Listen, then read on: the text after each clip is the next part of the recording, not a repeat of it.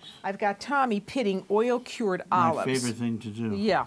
And now you can either do them with a knife the way Tommy's doing them, or you could just take an olive and a can and you could just smash it. See, like that. And then the bottom of your can's all dirty. Yeah, but see how easy the pit comes out? Oh. Very simple. Okay.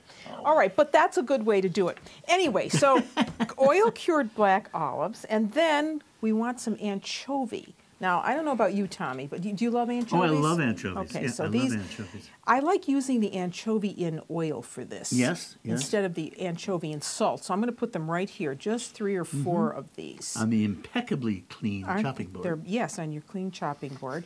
So we're going to chop some of those up with some capers. And here we have capers. You know, what a combination. So we're going to take some of these capers, and if you get them in salt, you've got to rinse them really well. Right. But they're wonderful in salt, don't you think? Yes, I love them but in salt. if you're going to cook with them, you want to take some of that excess. You got to really rinse them. Yeah.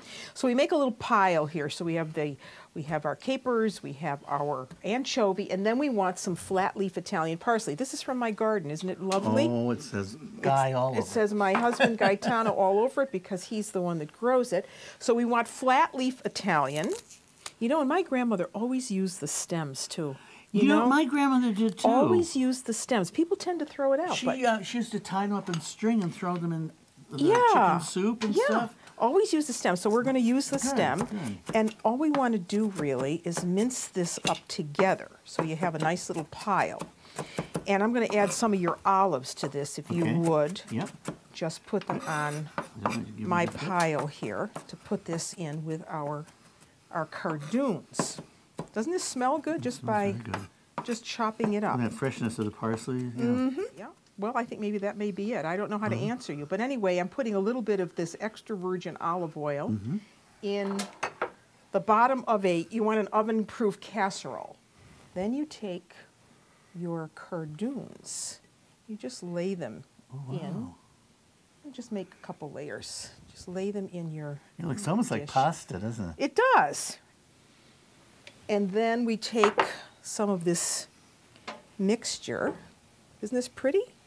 Yeah. And you just put it over the top. Yeah, I'm going to need more of those. Okay. And you keep going like that. So I'm going to build another layer. Then once you have that, I'm going to put a few more olives on top here. Okay, and just the olives, not the... Just the olives now, because I really want that flavor, olive flavor. Now, I also you missed one. There's a pit in there. I'm fired. You're fired. Okay, that's good. So now we can put the rest of that on top. And now what you need to do is grate me some cheese. Okay. So you can use, I like to use a Parmigiano Reggiano with this, but you could also use a Pecorino cheese. Oh, really? Which is a sheep's milk cheese. But I think this is a really beautiful country dish. All right, so that's all nice and clean. I'm going to use the... all right, right on top. Grater rather than the box grater. Right on top. And I need my olive oil again. I can remember how to do it. Little extra olive oil goes over the top because we want to keep that nice and moist. Cheese. Beautiful. And I grated up some good stale bread for breadcrumbs. I hate breadcrumbs in a box, don't you? Yeah, I do. Yeah, no. Make your own. It's so easy to do with stale bread.